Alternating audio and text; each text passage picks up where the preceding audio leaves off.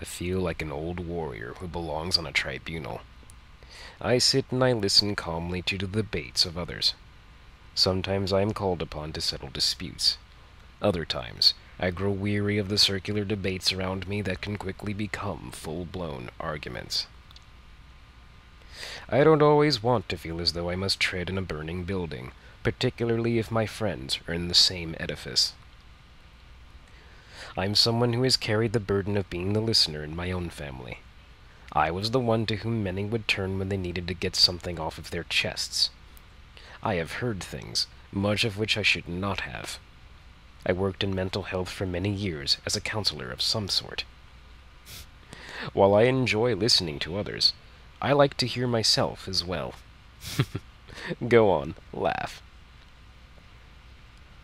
What I've been reminding myself of these last few days is that there are at least two sides to everything that comes to me in my life. Political discourse is a very good example of this. We can talk about the shootings in Aurora, Colorado, in many lights, for instance. There are those who would entertain the notion that the killer is indeed mentally ill.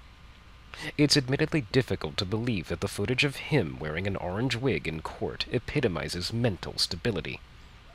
Yet there are those of us who wonder if race and ethnicity have some part to play in the perception of him as a mentally ill person who lost control. It would be all too easy to believe that if he were a black man, he would have been dismissed as a thug, and perhaps even shot dead at the scene by police. I can't relive the footage of the Rodney King incident in my brain and not wonder if this is true.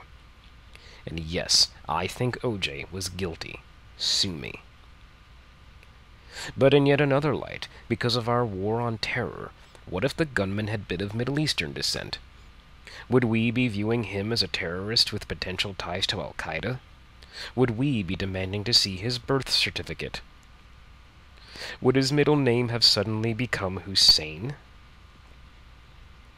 When I think of these possibilities, they all make me shudder for different reasons, not the least of which includes our utter intolerance as a nation. I want to see the good that can come from things like this. Much like so many others, I wanted Christian Bale to visit with the living victims of the Aurora shootings. For once, I got what I wanted. For once, Batman really wasn't the hero of this piece. I've come to the realization this week that books are also very strange. When I was a child, I was taught to revere the book as a source of information, inspiration, and pure joy. The fundamentals of reading became the foundation for much of what I do today. Even when I began to work at the local Barnes & Noble, I came to the job with the notion that many of the books I touched might be written by authors whose name I'd seen in print. There's something fascinating about that, especially considering that I stalk so many of these writers on Twitter and Facebook. But then there's the book called Hip Snips. This book, written by one Pablo Mitchell, is officially called Hip Snips, Your Complete Guide to Dazzling Pubic Hair. In case you're wondering what this book really is about, I cracked it open and took a look at some of the chapters. The gist of the book is this. Men and women, gay or straight, can impress their lovers with the way that they physically style and arrange their pubic hair. I had to stop and think about this for a few seconds before I realized that this does, in fact, occur in our culture.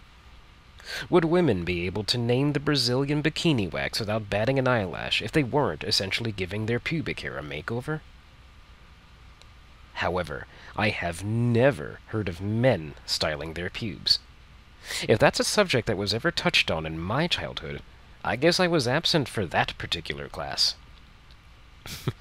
Granted, this is a short book. I got the notion that all the author was going to talk about was 2 or 3 different kinds of styles for men and for women, their origins, and the nature of their use in cinema, aka the porn industry.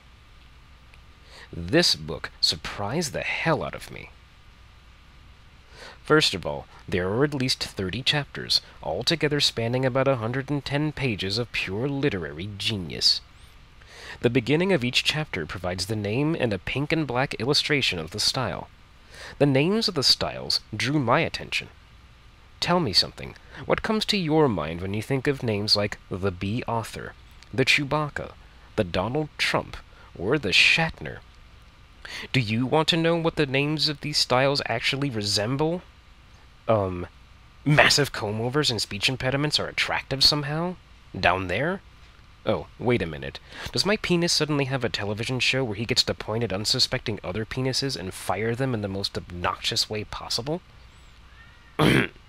What the fuck is going on here? If you want more titles that will bake your noodle, so to speak, have a look-see at the index at this link. If nothing else, it will put a smile on your face. Secondly, I want you all to read the introduction and the blurbs to this book and ask yourself one thing. How much free fucking time do you have on your hands? Wasn't it bad enough when the rage back in the day was to check your stool to see what came out of the other side because you were eating a high-fiber diet? Now, I'm not going to sit here and say that people don't pay attention, to some degree, to how their genitals look to their lovers. I personally won't lie to you and say that I have never wondered if size really did matter to the average woman. But this book has actually found ways to accentuate the length and the girth of a man's penis based on how much hair he has in his nether regions, and how he's arranged it. Are we really going to go there? Does a woman have to look at her man's penis and attempt to identify which style he used to make it look more attractive? Does she have to be afraid to muss his hair down there if she's busy giving him a blowjob? What the fuck? Does she have to wonder if he used hairspray or teased it with a comb? Is she about to ingest Vidal Sassoon or Cool Water? Whatever happened to the days where it was simply a good idea to be hygienic? It's a great idea to wash yourself, to check yourself for lumps and unnatural formations.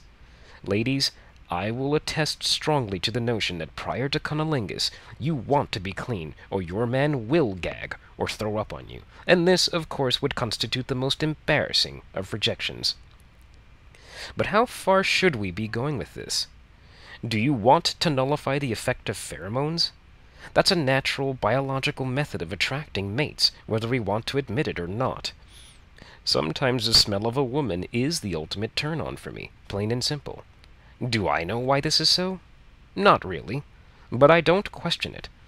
A woman who has chosen to douche, to snip her hair up into something that looks like a lightning bolt, or to cover up her natural smell with way too many man-made chemicals, will probably find me unwilling to do much in the bedroom. I don't want to smell vinegar and to count the prongs on the antlers that she decided would look cool on her vagina. If there was anything that this book taught me about the nature of life, is that there are two or more sides to everything with which the universe presents me. There is always something to be learned from the time I wake up in the morning to the time I go to bed. But I guess I have to remember something else, too. Nobody promised me a fucking rose garden.